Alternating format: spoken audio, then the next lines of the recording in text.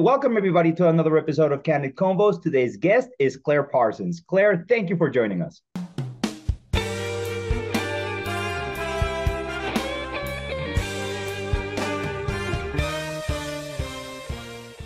Thank you for having me.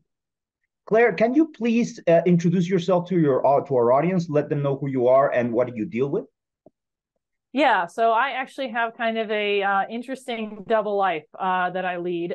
So I am a lawyer at a firm called Wood Lamping in Cincinnati, Ohio. And I practice in the areas of local government, employment, litigation, with a healthy concentration in school law.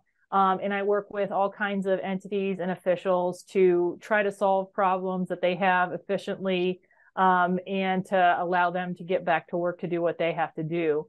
But I also, in addition to practicing law, I serve as a meditation teacher, as well as a yoga teacher and compassion teacher.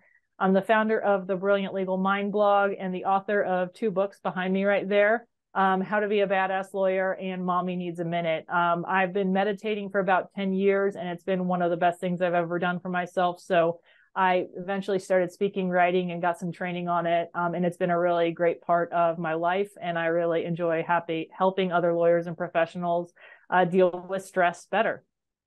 You know, there's so much to unpack here. There's so much to unpack because not only you have a successful attorney career, but you also nurtured your journey with something completely different. So I'd like to take this by parts. What got you interested in law?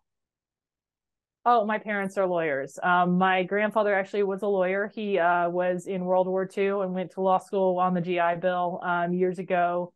And he was always a community lawyer, also on city council, very active in his community. And my mom had her own firm. She did family law.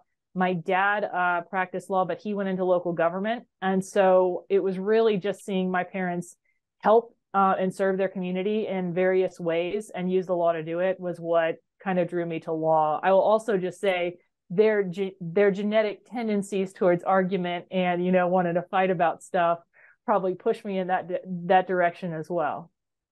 And do you see yourself as because depending on the type of attorney that you get to find, you find attorneys that can be very confrontative, very argumentative. Do you see yourself as that standard litigator, or did you become something completely different in your generation? So the way I'll probably answer this is I'm pretty convinced that the tendency to argue and fight is part of my genetic code. And the evidence I have of that is my 7-year-old daughter, who is just like me, and, getting her to eat her dinner and go to bed, she always has an argument for why. And I like that fire and that, standing up for herself, but we've got to temper that a little bit. And so what I'll say is I tend to be an aggressive litigator. I will use that term.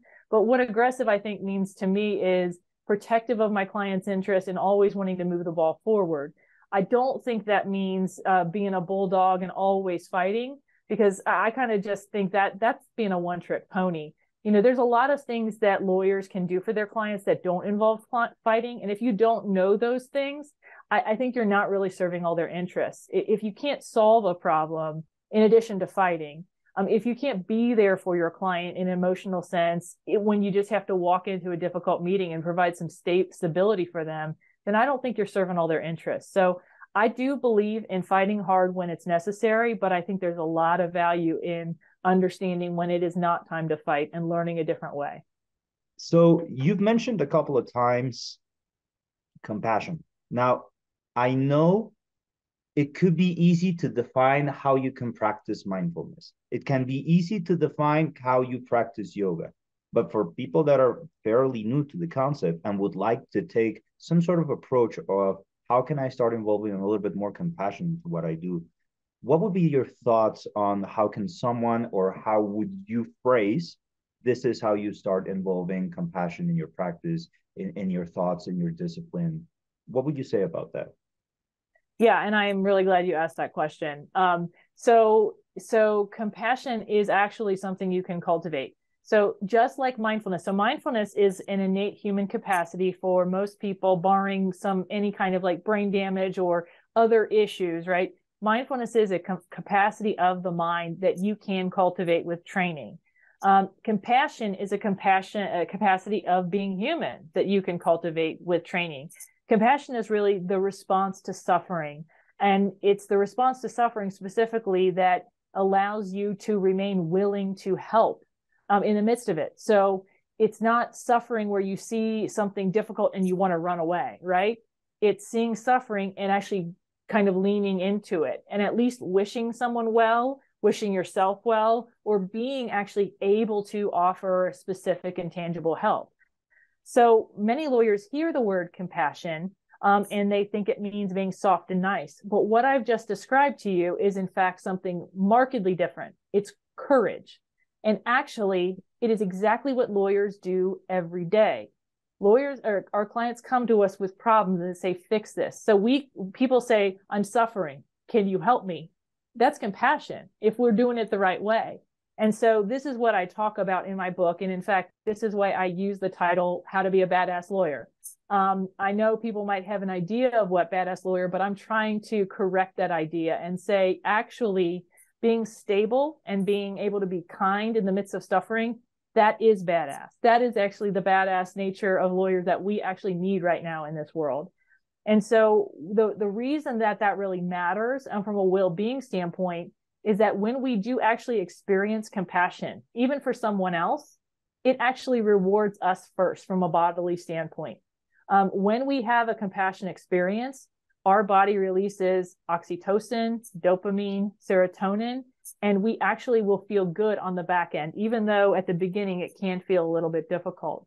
So when you train up this response, it makes it more likely that you'll respond to difficulty with kindness and some stability and not to overreact or go into empathic overwhelm. But two, you might be better off as well, just from that experience. And the other thing is that it can also just support a mindfulness practice. In terms of how to actually train this up, my book talks about it. So that's one resource.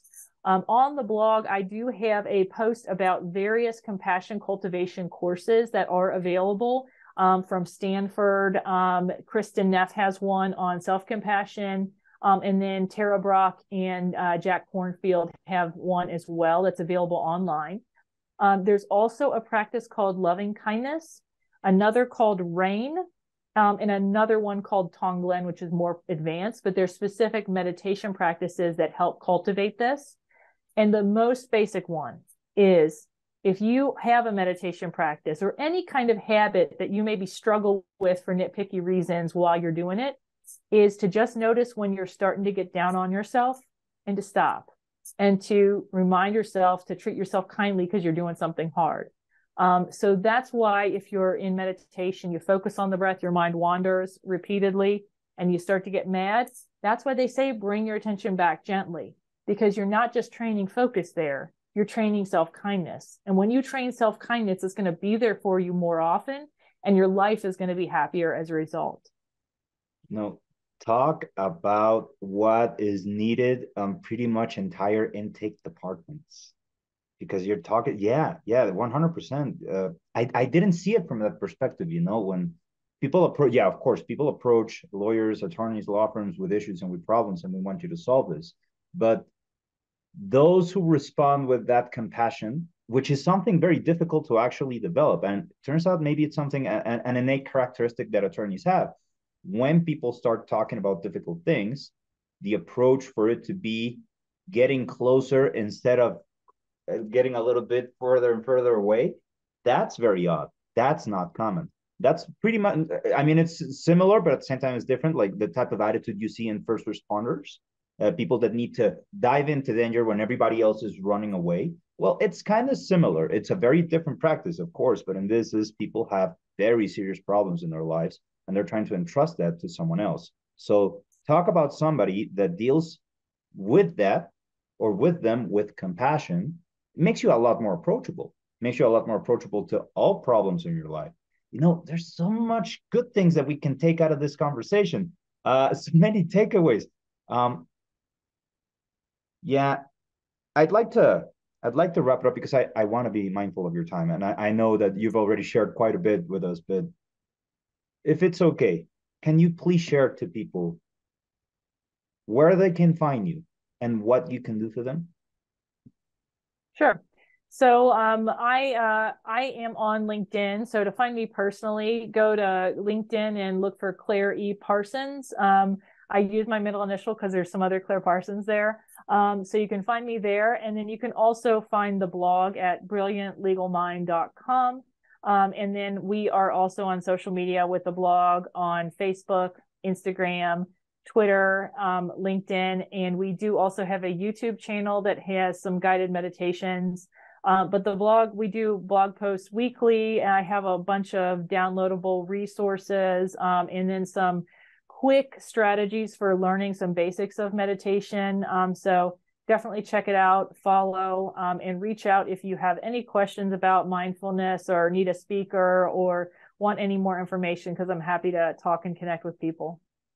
Wow. And I am a witness to that. I met Claire at a virtual event, and then she agreed on coming on the show. And I'm very happy that you did, because, again, you've shared a very different perspective on what a well-rounded attorney life can and could be. I'm not saying it should, because everybody changes or everybody picks their own lives and their own battles, but there's a reason why these topics are trending. And it's not because they're hip. It's because they're necessary. It's because it's in front of us.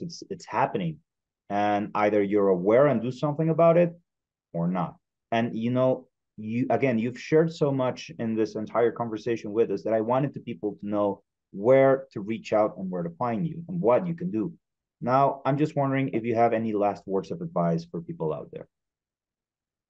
No, I mean, I think the thing that I really try to help people understand is that if you are having difficulty in life, if you are having mental health challenges, there are supports out there and things can change. I know it can be sometimes overwhelming and feel hopeless, but you can get help, and there are things that you can do to make a difference.